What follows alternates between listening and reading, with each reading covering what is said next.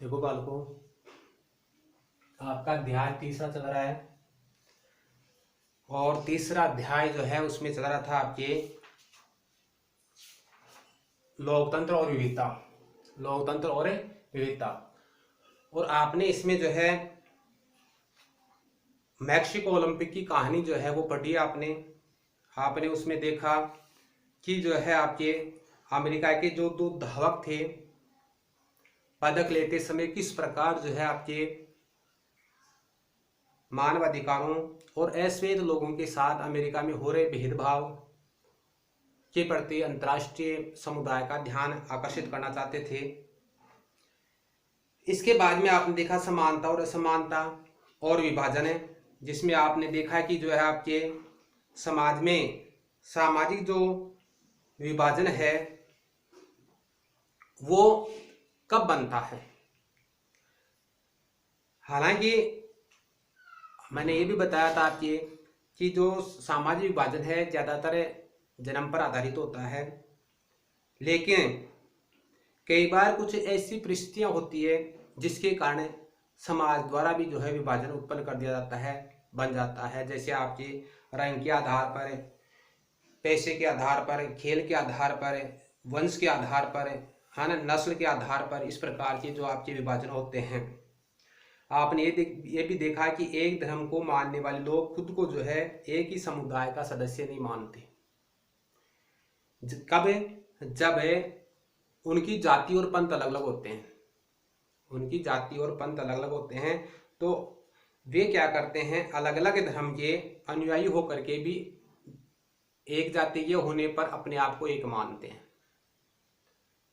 है ना भाई। एक धर्म को मानने वाले लोग खुद को जो है आपके एक समुदाय का सदस्य नहीं मानते। क्यों नहीं मानते? क्योंकि उनके पंथ है, उनकी जातियां हैं, वो अलग अलग होती हैं। और कई बार ये भी देखा जाता है कि अलग अलग धर्मों के लोग एक ही जाति के होने के कारण अपने आप को क्या मानते हैं? एक मानते हैं। धर्म अलग अलग है, जाति उनकी पहले एक ही थी, एक ही वो वंश के थे, इस कारण वे एक दूसरे को अपना मानते हैं और एक दूसरे को अपने करीब महसूस करते हैं।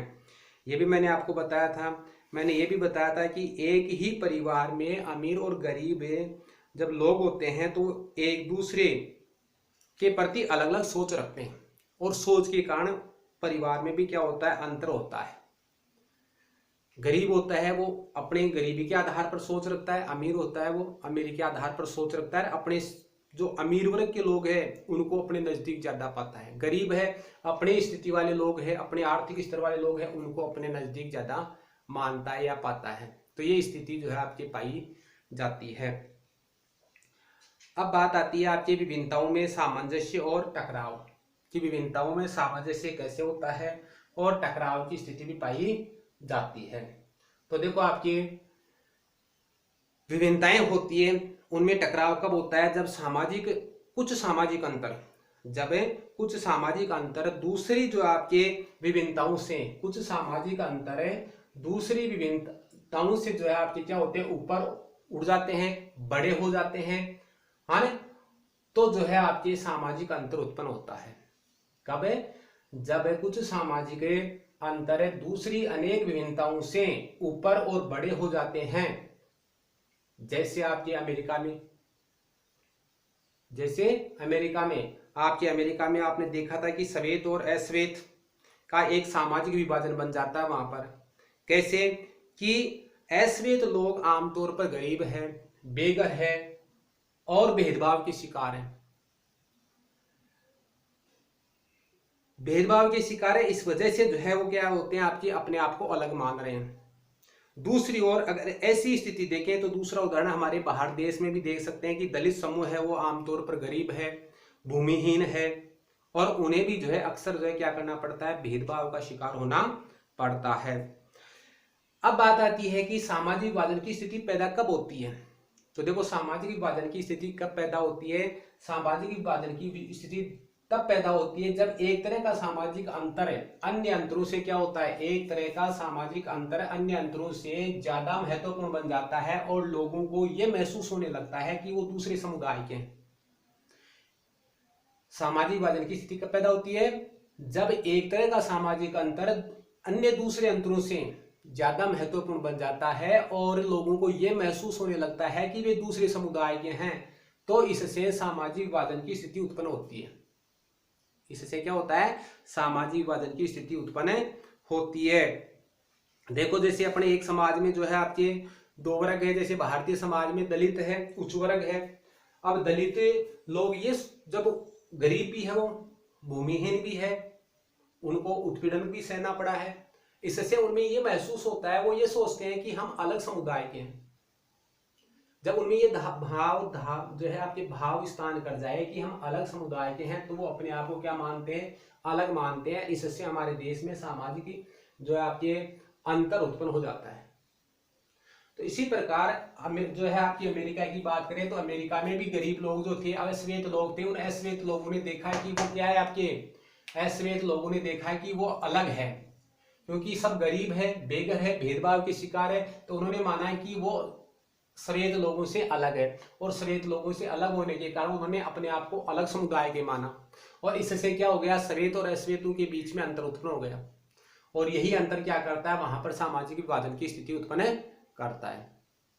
तो जब एक तरह का सामाजिक जो अंतर है वो अन्य अंतरों से ज्यादा महत्वपूर्ण हो जाता है। अन्य अंतर कौन कौन से हुए? एक तो रंग का अंतर था ही, फिर यह अंतर अन्य अंतरों से बेघर है, गरीब है, बेघर है, भेदभाव के शिकार है, इन से भी क्या हो गया? वो ज्यादा महत्वपूर्ण हो गया, ज्यादा गहरा बन गया। और ज्यादा गहरा होने से जो है अश्वेत लोग ये महसूस करने लगे कि वो दूसरे समुदाय के हैं। अगर मान लो यहाँ पर अश्वेत लोग गरीब नहीं होते, बेघर नहीं होते, और उनके साथ भेदभाव हो रहा है, लेकिन वो गरीब और बेघर नहीं होते, तो भी वो जो है यहाँ पर सामाजिक विभाजन नहीं होता। श्वेत और अश्वेत दोनों ही लोगों में गरीब भी होते, दोनों ही लोगों में कुछ लोग बेघर भी होते, तो सामाजिक अंतर गहरा नहीं होता, वहां पर सामाजिक अंतर नहीं उत्पन्न होता, क्योंकि अश्वेत लोग देखते कि श्वेत लोग भी गरीब है, श्वेत लोगों के पास में भी घर नहीं है। लेकिन यहाँ पर देखने को क्या मिला कि यहाँ पर श्वेत लोग जो आपके ऐशोआराम का जीवन व्यतीत करें या उच्च वर्ग में है, आर्थिक आधार से संपन्न है, और अश्वेत लोग जो है आर्थिक आधार से संपन्न नहीं है, गरीब है, और गरीब होने के कारण उसके पास में घर बार नहीं है उनके पास में। इस कारण जो है साथ साथ में उनके पास में आर्थिक आधार पर भी भेदभाव हो रहा है, रंग के आधार पर भी भेदभाव हो रहा है। तो इस कारण यहाँ पर सामाजिक विभाजन बन गया। तो सामाजिक विभाजन की स्थिति कब पैदा होती है? सामाजिक विभाजन की स्थिति तब पैदा होती है जब एक तरह का सामाजिक अंतर क्या होता है? अन्य अंतरों से ज्यादा महत्वपूर्ण हो जाता है, और लोगों को यह महसूस होने लगता है कि वे दूसरे समुदाय के हैं, तो इससे सामाजिक विभाजन की स्थिति पैदा हो जाती है। सामाजिक स्थिति, सामाजिक अंतर की स्थिति पैदा हो जाती है। सामाजिक अंतर है, सामाजिक विभाजन एक ही बात है, तो ये स्थिति पैदा हो जाती है। देखो आपकी एक सी सामाजिक असमानताएं कई समूह में क्या करती है? आपके मौजूद होती है। एक सी सामाजिक असमानताएं कई समूह में जो आपके मौजूद होती है, फिर एक समूह के लोगों के लिए दूसरे समूह से अलग पहचान बनाना मुश्किल हो जाता है। जैसे मैंने यहाँ पर बताया आपको, अमेरिका में बताया मैंने कि अमेरिका में श्वेत और अश्वेत अगर दोनों ही वर्गों के लोग गरीब हो, दोनों के लोगों में बेघर लोग भी हो, तो वहां पर सामाजिक अंतर बनाना मुश्किल हो जाता है, सामाजिक समूह नहीं बन पाता है। और अगर किसी एक का जो है आपके एक वर्ग की ही भिन्नताएं हो कि एक ही वर्ग, जैसे अश्वेत वर्ग है, वही गरीब है, वही बेघर है, तो वहां पर सामाजिक अंतर स्थापित हो जाता है। तो बात ये आती है कि अगर एक सी जो सामाजिक असमानताएं हैं कई समूह में मौजूद हो, कई समूह श्वेत है, अश्वेत है, इस प्रकार जो अन्य हो सकते हैं, उन समूह में मौजूद हो, तो वहां जो है आपके एक दूसरे के लिए अलग पहचान बनाना या अलग जो है अंतर विभाजन, अलग सामाजिक विभाजन उत्पन्न करना संभव नहीं हो पाता है। अलग पहचान नहीं बन पाती है, अलग पहचान नहीं बन पाती है, तो वो अपने आप को अलग समुदाय के महसूस नहीं कर पाते हैं, और अलग समुदाय के महसूस नहीं कर पाते हैं तो फिर जो है आपके सामाजिक समूह नहीं बन पाते हैं। इसका जो मतलब है आपके कि किसी एक मुद्दे पर कई समूह के हित एक जैसे बन जाते हैं।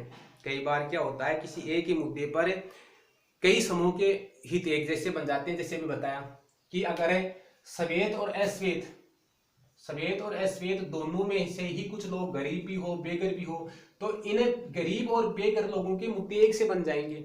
अब ये दोनों समूह के हो गए, इस कारण इनमें कोई टकराव नहीं होगा, रंग के आधार पर कोई टकराव नहीं होगा, क्योंकि जो गरीब है चाहे वो अश्वेत हो चाहे श्वेत हो, श्वेत गरीब है वो भी क्या करेंगे, अश्वेतों को अपने समान मानेंगे, अश्वेत जो है उन श्वेत गरीबों को अपने समान मानेंगे, क्योंकि वो ये देखेंगे कि यहाँ पर जो है आपके दोनों का हमारा आर्थिक आधार पर स्तर समान है, तो आर्थिक आधार पर वो एक दूसरे को समानता देंगे, जिससे अंतर ज्यादा नहीं बढ़ेगा। इसके लिए देखो आपके उदाहरण एक उत्तरी आयरलैंड और नीदरलैंड का। ये उत्तरी आयरलैंड और नीदरलैंड जो है आपके दोनों ही क्या है, यूरोपीय महाद्वीप के देश है।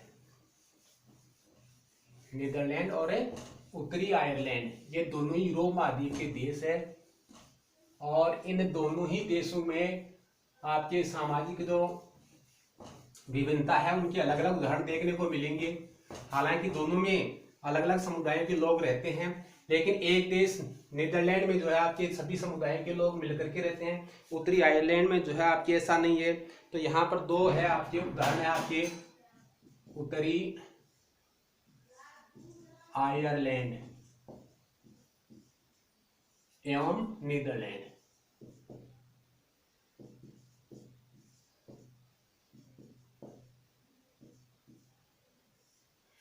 उत्तरी आयरलैंड और नीदरलैंड, इनका उदाहरण ले, आपको प्रश्न भी पूछा जा सकता है कि क्या कारण है कि उत्तरी आयरलैंड में जो है आपके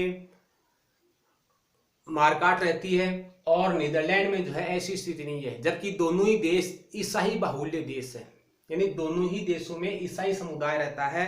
ईसाई समुदाय रहते हुए भी उत्तरी आयरलैंड में मारकाट चलती है, जबकि नीदरलैंड में ऐसी स्थिति नहीं है। तो इसका क्या कारण है, नीदरलैंड में देखो न्यू आपके बढ़ाएगा, ये अटपटा सा लग रहा है नीदरलैंड, तो इसका क्या कारण है। तो देखो आप कि अभी बता रहा था मैं आपके कि उत्तरी आयरलैंड और नीदरलैंड का उदाहरण ले पड़े, तो दोनों में ही मैंने बताया कि दोनों ही ईसाई बाहुल्य देश है। कौन सा धर्म है आपके, ईसाई देश, ईसाई बाहुल्य, अर्थात ईसाई समुदाय या ईसाई धर्म के लोगों की संख्या ज्यादा है यहाँ पर, है ना। और ईसाई बाहुल्य है या ईसाई बहुल देश है, और इन देशों में देखो आपके आयरलैंड, उत्तरी आयरलैंड में भी ईसाई है और नीदरलैंड है उसमें भी ईसाई है, और अधिक संख्या में, बाहुल्य का मतलब हो गया बहुसंख्या में, बहुसंख्यक ये है आपके। और दोनों में ही जो है आपके ईसाई धर्म के दो वर्ग हैं, ईसाई धर्म दो शाखाओं में बना हुआ है, बटा हुआ आपके प्रोटेस्टेंट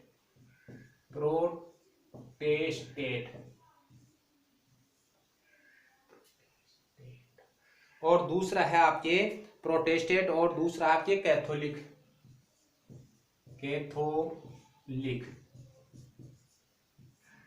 दूसरा आपके कैथोलिक है। तो प्रोटेस्टेंट और कैथोलिक ये दो आपके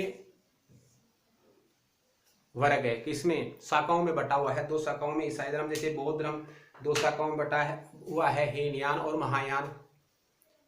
इस्लाम धर्म दो शाखाओं में बटा हुआ है, शिया और सुन्नी।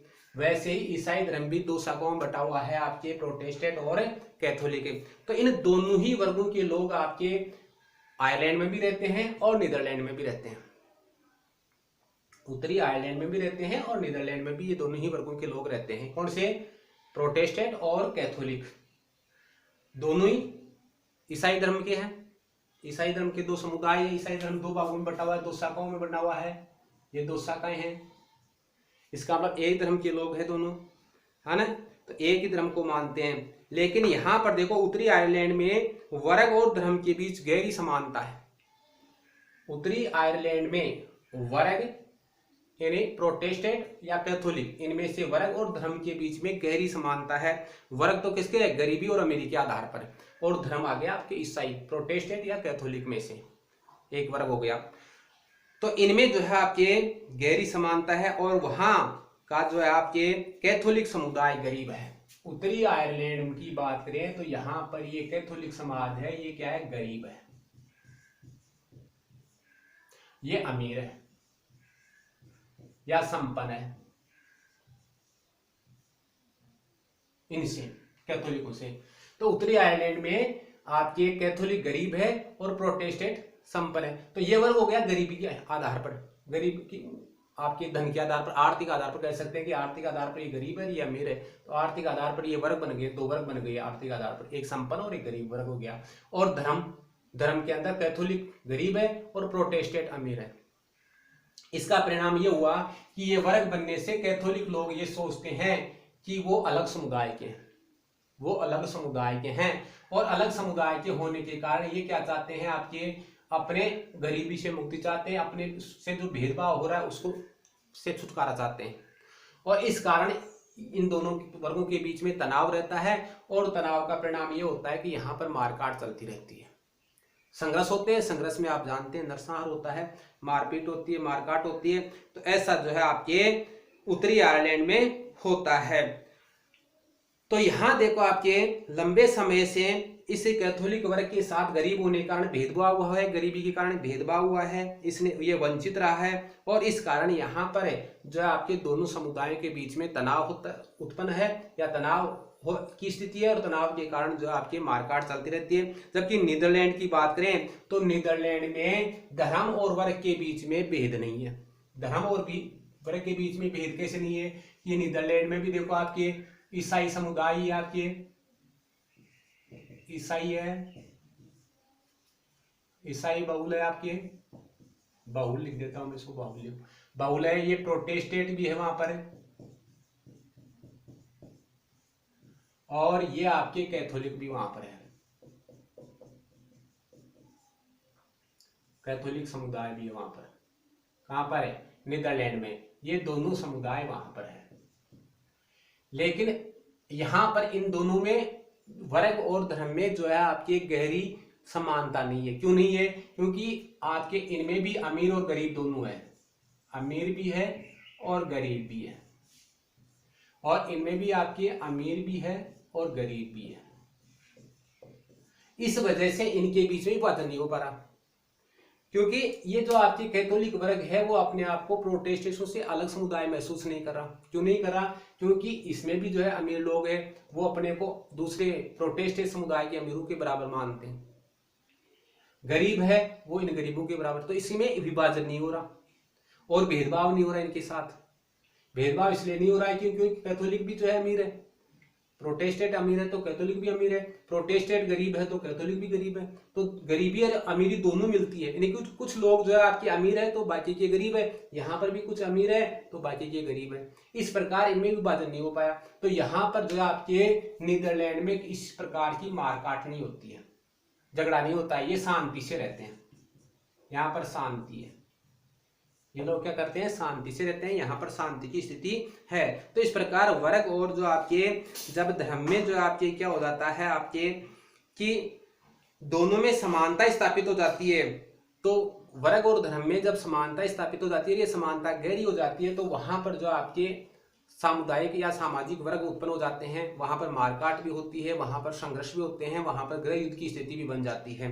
लेकिन जब आपकी ऐसी स्थिति वर्ग और धर्म में जो है आपके ज्यादा भेद नहीं होता है, विभाजन नहीं होता है, तो ऐसी स्थिति में वह उस देश में जो है आपकी शांति व्यवस्था बनी रहती है। तो आपका उत्तरी आयरलैंड जो है आपके इसी कारण मारकाट का शिकार रहता है, वहां पर बाहरी मारकाट रहती है, जबकि नीदरलैंड में ऐसा नहीं होता। तो आपके एक क्वेश्चन बनता है ये भी कि क्या कारण है कि उत्तरी आयरलैंड में कैथोलिक और प्रोटेस्टेंटों के बीच में मारकाट होती है पर नीदरलैंड में ऐसा नहीं होता। तो यहाँ पर जो है आपके उत्तरी आयरलैंड में कैथोलिक और प्रोटेस्टेंटों के बीच में मारकाट होने का कारण यह है कि यहाँ पर धर्म और वर्ग में जो है आपके काफी समानताएं हैं, धर्म और वर्ग में के बीच में गहरी समानता है, और इस गहरी समानता के कारण जो है आपके इनमें भेद उत्पन्न होता है, सामाजिक विभाजन उत्पन्न होता है।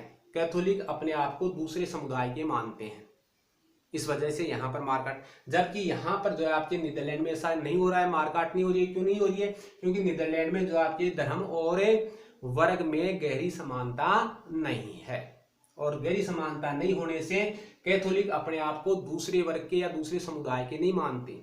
इसी प्रकार प्रोटेस्टेंट भी अपने को दूसरे समुदाय के नहीं मानते। देखो, जब सामाजिक आपकी विभिन्नताएं एक दूसरे से कुछ जाती है तो ये गहरे सामाजिक विभाजन की जमीन तैयार करती है।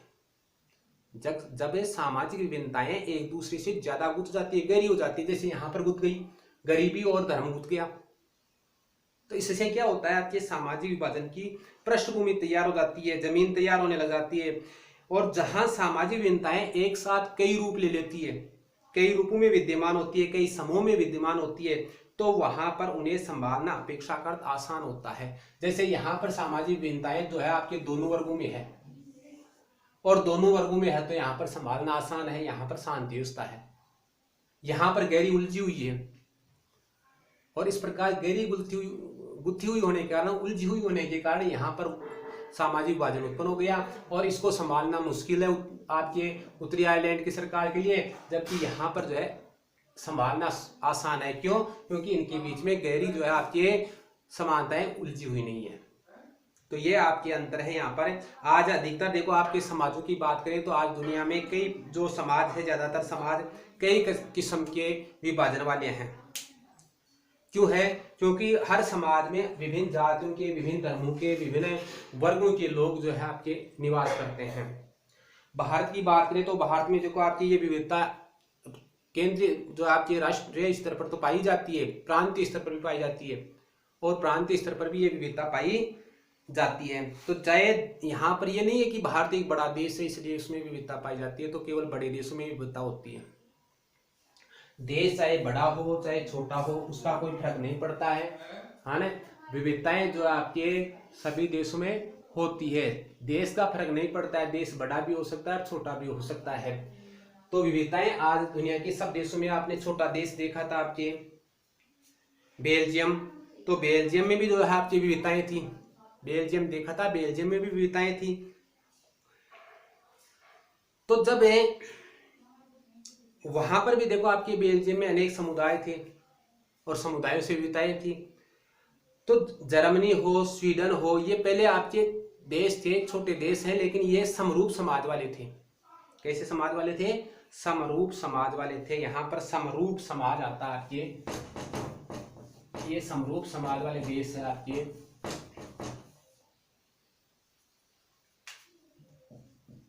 समरूप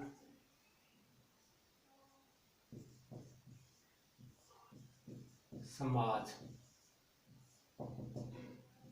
जब किसी समाज में आपके जब किसी जो समाज है, समाज में सामुदायिक है, सांस्कृतिक है, जातीय विभिन्नताएं जो आपकी ज्यादा गहरी नहीं होती है, तो उसे हम समरूप समाज कहते हैं। समरूप समाज किसे कहते हैं? जब किसी समाज में आपके सामुदायिक, सांस्कृतिक और जातीय विविधताएं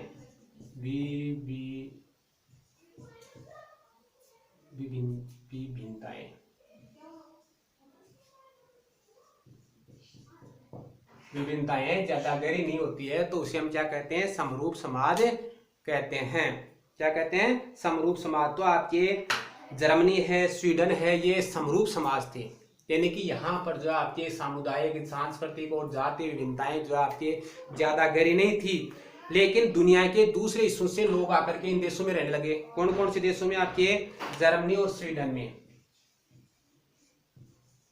और स्वीडन, इनमें दुनिया के दूसरे देशों से लोग आकर के रहने लगे। और दूसरे देशों से लोग आकर के रहते हैं तो वो अपने साथ अपनी संस्कृति भी लाते हैं, अपने अलग पहचान लाते हैं, और फिर वो इन देशों में आकर के भी अपनी अलग पहचान बनाना चाहते हैं। तो दुनिया के सब देश, आज कोई समरूप देश नहीं रहा है। सभी देश जो आज क्या हो गए? विविधता वाले देश हो गए। सभी देशों में आज जो आपके आवागमन सरल होने से एक देश के लोग दूसरे देशों में जाकर के आप्रवास कर रहे हैं, और वो अपनी संस्कृति को वहां पर ले जाते हैं और अपनी अलग पहचान बनाना चाहते हैं। और अलग पहचान बनाने से वहां पर जो है अलग समाज की स्थापना होती है, अलग समुदाय की स्थापना होती है। तो ये जो आपके समरूप समाज वाले देश थे आपके जर्मनी और स्वीडन, वो भी जो है आपके क्या हो गए? अब समरूप समाज वाले नहीं रहे, अर्थात वहाँ की सामुदायिक, सांस्कृतिक और जातीय विभिन्नताएं ज्यादा गहरी नहीं थी, वो अब क्या हो रही है? ज्यादा गहरी हो रही है। क्यों? क्योंकि यहाँ पर दुनिया के दूसरे देशों से लोग आ रहे हैं, वो आकर के अपनी जो सामुदायिक पहचान है, अपनी सांस्कृतिक पहचान है, उसको बनाए रखना चाहते हैं, अपनी पहचान को बनाए रखना चाहते हैं। इसलिए ये समरूप समाज वाले देश भी क्या हो रहे हैं, तेजी से बदल रहे हैं। इनमें भी क्या हो रहा है, बदलाव हो रहा है। ऐसे लोग तो तेजी से बदलाव हो रहा है, और ऐसे लोग जो बाहरी दूसरे देशों से आते हैं वो क्या कर रहे हैं, इन समाजों को बदल रहे हैं, उनमें विविधता उत्पन्न कर रहे हैं। देखो आपके ये थी समाज में आपके सामाजिक विभिन्नताएं उत्पन्न होने का कारण था। अब है आपके सामाजिक वादों की राजनीति क्या होती है। अगला क्या है आपका बिंदु, सामाजिक वादों की राजनीति।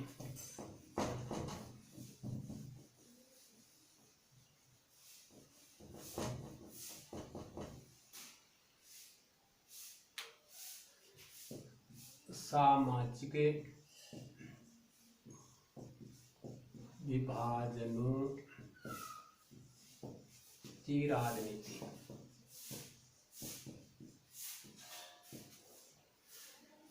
तो देखो आपके सामाजिक विभाजन राजनीति को किस प्रकार प्रभावित करते हैं।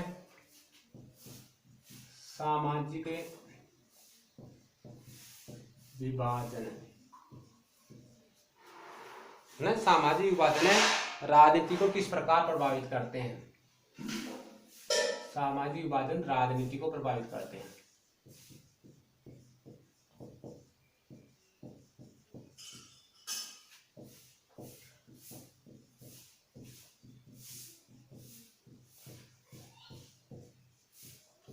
तो देखो सामाजिक विभाजनों को बढ़ाने का, सामाजिक विभाजनों को गहरा करने का कार्य राजनीति द्वारा भी किया जाता है। अगर किसी देश के राजनेता जो है आपके अपने सत्ता प्राप्ति की लालसा में लग जाए और वहां पर जातीय भावनाओं को भड़काने लग जाए, और एक जातीय भावनाओं को भड़का करके एक जाति में एक वर्ग बनाने का प्रयास करे कि आपकी जाति गरीब है, आपकी जाति के साथ में अन्याय हो रहा है, आपकी जाति के साथ का शोषण हो रहा है, इस प्रकार की भावनाएं उत्पन्न करके और एक जाति में या एक वर्ग में ये जो भावना भरने का प्रयास करे कि वो वर्ग ये समझने लग जाए कि वो अलग समुदाय का है, वो अलग है दूसरे समुदायों से, तो वहां पर क्या होता है, सामाजिक विभाजन उत्पन्न हो जाता है। तो राजनीतिक व्यवस्थाएं भी क्या करती है, सामाजिक विभाजनों को उत्पन्न करने का कार्य भी करती है और सामाजिक विभाजनों को पाटने का कार्य भी करती है। अगर किसी देश के राजनेता जो है आपके सामाजिक विभाजनों को पाटने का कार्य करे और वो दूसरे जो गरीब वर्ग है, जो दूसरा समुदाय है, उनके साथ में समानता स्थापित करने का कार्य करे, उनको गरीबी से उभारने का कार्य करे, और उनमें जो है आपके उनमें ये बात स्थापित करने का या ये एहसास कराने का प्रयास करे कि आप भी इसी समुदाय के हैं या आप भी हमारे से जुड़े हुए हैं और हम आपके हित के लिए प्रयास कर रहे हैं, आप अलग नहीं है, तो वहां पर जो है राजनीतिक जो विभाजन है, सामाजिक विभाजन है, वो सामाजिक विभाजन गहरा नहीं होगा। तो राजनीतिक व्यवस्थाएं भी क्या करती है, सामाजिक विभाजन को बनाने का कार्य करती है। जब राजनीति मैंने अभी बताया मैंने कि जब राजनीतिक व्यवस्थाएं या राजनेता सामाजिक विभाजन को गहरा करने का प्रयास करने लग जाए तो उस देश में स्थिति विस्फोटक हो जाती है और देश विभाजन के कगार पर पहुंच जाता है, विभाजन की स्थिति में पहुंचे जाता है। और अगर राजनेता वहां पर जो है मौजूद विभाजन को दरकिनार कर दे और उस विभाजन को पाटने का कार्य करे तो उसे देश में जो है सामाजिक विभाजन गहरा नहीं होगा और शांतिमय स्थिति बनी रहेगी। तो जो आपके राजनीतिक दल है वो मौजूदा विभाजन के हिसाब से राजनीतिक होड़ करने लगते हैं तो विभाजन को गहरा कर देते हैं, और विभाजन के अनुसार होड़ नहीं करते हैं तो विभाजन को पाटने का कार्य करते हैं। तो जब राजनीतिक दल विभाजन के अनुसार कार्य करते हैं और वर्गों में को भड़काने का कार्य करते हैं, उनको ये एहसास कराने का कार्य करते हैं कि आपका समुदाय या आपकी जाति या आपका वर्ग अलग है, तो इससे जो है आपके एक समुदाय के लोगों में ये महसूस होने लगता है, ये भावना आ जाती है कि हम दूसरे समुदाय के हैं, इससे स्थिति भयानक हो जाती है, खतरनाक हो जाती है और देश विखंडन की ओर भी जा सकता है, वहां पर देश का विभाजन भी हो सकता है। तो राजनीतिक व्यवस्थाएं भी क्या करती है, आपके विभाजन को गहरा करने का कार्य करती है। अब है आपके परिणामों का दायरा। राजनीतिक विभाजन के जो परिणाम है उनका क्या दायरा है, परिणामों का दायरा।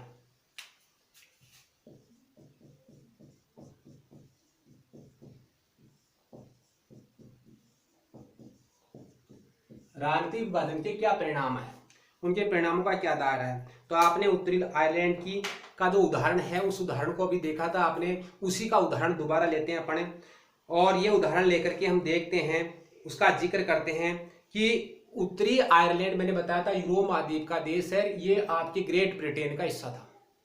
ग्रेट ब्रिटेन ब्रिटेन के पास का हिस्सा है, ब्रिटेन का भाग है ये, है ना। और काफी लंबे समय से यहाँ पर हिंसक जातीय जो संघर्ष है वो चल रहे हैं, जो मैंने बताया भी कारण है कि यहाँ पर कैथोलिक गरीब है और प्रोटेस्टेंट जो है आपके अमीर है।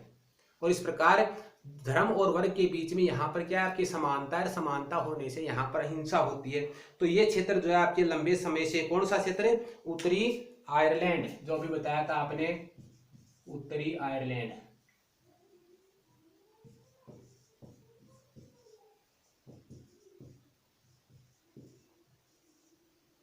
उत्तरी आयरलैंड की बात अभी करी थी अपन ने, और उत्तरी आयरलैंड में मैंने बताया आपको कि ये जो है आपके धर्म और वर्ग में गहरी समानता होने से यहाँ पर जो है आपके सामाजिक विभाजन है, सामाजिक विभाजन के कारण यहाँ पर जातीय हिंसा होती है, आपके कटुता है, राजनीतिक टकराव होते हैं।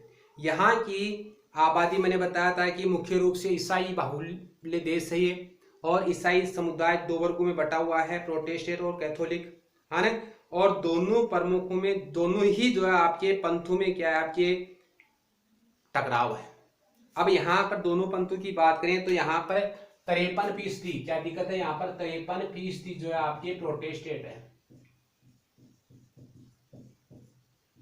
बाकी कितने बच गए, 53% जो आपके प्रोटेस्टेंट है और 44% कैथोलिक है।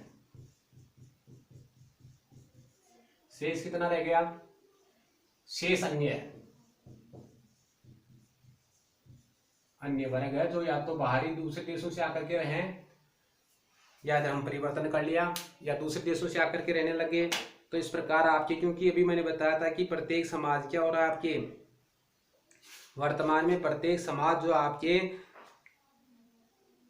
विविध पहचान वाला या विविधताओं वाला होता जा रहा है, समरूप समाज नहीं रहा है किसी भी देश में। तो यहाँ पर ये जो है आपके प्रोटेस्टेंट है, ये कैथोलिक है। अब देखो आपके यहाँ पर समस्या क्या है कि कैथोलिकों का प्रतिनिधित्व कर रही है आपके नेशनलिस्ट पार्टी, नेशनलिस्ट पार्टी कर रही है आपके, नेशनलिस्ट पार्टी। ये पार्टियां जो है आपके कैथोलिकों का प्रतिनिधित्व कर रही है, किनका कर रही है, कैथोलिकों का प्रतिनिधित्व कर रही है। और इन पार्टियों की मांग है कि इनको क्या किया जाए, आपके उत्तरी आयरलैंड को आयरलैंड गणराज्य से जोड़ा जाए। ये चाहते हैं कि उत्तरी आयरलैंड, ये उत्तरी आयरलैंड कहां मिल जाए, किसमें मिल जाए, आयरलैंड गणराज्य में, गणराज्य, स्वतंत्र राज्य आयरलैंड, उसमें मिलाने की बात कर रहे हैं अपने आप को। क्यों मिलाना चाहते हैं, क्योंकि आयरलैंड कैथोलिक बाहुल्य है, आयरलैंड में कैथोलिक समाज रहता है, इसलिए ये कैथोलिक चाहते हैं कि उत्तरी आयरलैंड को क्या कर दिया जाए, कैथोलिक को आयरलैंड से मिला दिया जाए, आयरलैंड गणराज्य में मिला दिया जाए। तो ये आपके, मैंने अभी बताया था, ये ग्रेट ब्रिटेन का हिस्सा है और ग्रेट ब्रिटेन से ये अलग होकर के आयरलैंड में मिलना चाहता है। और इसमें कौन सा समुदाय मिलना चाहता है, कैथोलिक। कैथोलिक समुदाय की राजनीतिक दल कौन से हैं, नेशनल जो आपकी नेशनलिस्ट पार्टियां हैं, नेशनलिस्ट पार्टियां जो है आपकी क्या चाहती है कि उत्तरी आयरलैंड को आयरलैंड गणराज्य में बदल दिया जाए, गणराज्य यानी स्वतंत्र राज्य, जिनका शासक जो है जनता द्वारा चुना जाता है, ऐसे राज्य में जो है, इस राज्य में इनको मिला दिया जाए। दूसरी ओर जो है आपके प्रोटेस्ट, इनका प्रतिनिधित्व आपके जो पार्टी कर रही है वो यूनियनिस्ट पार्टी है, यूनियनिस्ट पार्टियां हैं।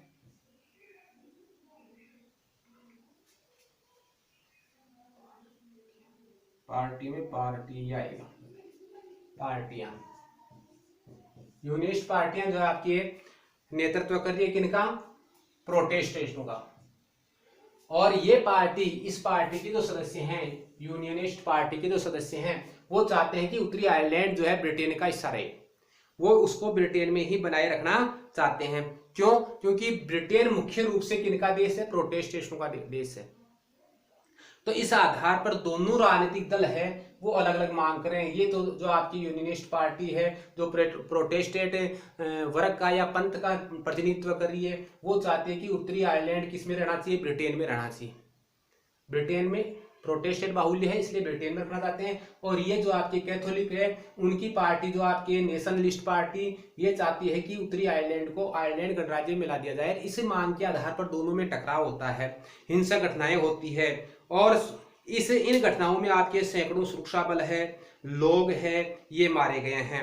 1998 में देखो आपकी ब्रिटेन की जो सरकार है उस ब्रिटेन की सरकार ने नेशनलिस्ट पार्टी के बीच में शांति समझौता करने की बात की और इनके बीच में शांति समझौता हुआ जिससे दोनों पक्षों ने हिंसक आंदोलन बंद करने पर सहमति हुई। यानी कि यहाँ पर जो आपकी सरकार ने इस नेशनलिस्ट पार्टी से समझौता किया और समझौते के आधार पर यह तय हुआ कि हम आगे से जो है आपकी हिंसक घटनाएं नहीं करेंगे, टकराव नहीं करेंगे। तो टकराव को बंद करने की बात की गई। युगोस्लाविया की कहानी देखें तो युगोस्लाविया में यही स्थिति है। युगोस्लाविया में भी जो है आपके जो कहानी है उसका अंत सुखद नहीं है। क्यों नहीं है? क्योंकि वहां पर भी टकराव होता रहता है और वहां पर भी जो आपके धर्म और वर्ग में गहरी समानता है, इसलिए वहां पर जो आपके अलग अलग समूह बने हुए हैं और वो अलग अलग समूह जो है अलग अलग आधार पर अपने स्वतंत्र रहने की बात कर रहे हैं। तो युगोस्लाविया का कई बार विभाजन हुआ, इसका कारण प्रमुख यही था कि वहां पर भी जो आपके सामाजिक विभाजन है, इसी कारण से जो है आपके वहां पर विभाजन होता है। तो ऐसे उदाहरणों के आधार पर कुछ लोग ये निष्कर्ष निकाल लेते हैं कि राजनीति और सामाजिक विभाजनों का जो मेल है वो मेल नहीं होना चाहिए। और ये सही है कि ये जो उदाहरण है उन उदाहरणों से हम ये देखते हैं कि यहाँ पर देखो राजनीति ने इस वर्ग का मेल किया और इस राजनीतिक पार्टियों ने प्रोटेस्टेंटों का मेल हुआ। इसका मतलब ये हुआ कि यहाँ पर लंबे समय तक खून खराबा होता रहा। तो इससे ये निष्कर्ष निकाला जाता है कि राजनीति और आपके सामाजिक विभाजन में या समाज में मेल नहीं होना चाहिए। जब सामाजिक विभाजन में और राजनीति में मेल होता है तो ये खतरनाक हो जाता है, इससे देश का विभाजन हो सकता है। तो इन लोगों का मानना है कि सर्वश्रेष्ठ स्थिति तो वह होती है जिसमें समाज में किसी किस्म का विभाजन ही नहीं हो। सबसे बढ़िया स्थिति तो किसी देश में वो होगी जब किसी समाज में किसी प्रकार का विभाजन नहीं हो। अगर किसी देश में सामाजिक विभाजन है तो उसे राजनीति के रूप में अभिव्यक्त नहीं किया जाना चाहिए, क्योंकि राजनीतिक रूप में अभिव्यक्त करते ही देश क्या हो जाता है आपके विखंडन की ओर पर चला जाता है। वहां पर मारकाट शुरू हो जाती है, वहां पर जो है आपके अनेक जो शांति व्यवस्था है वो समाप्त हो जाती है।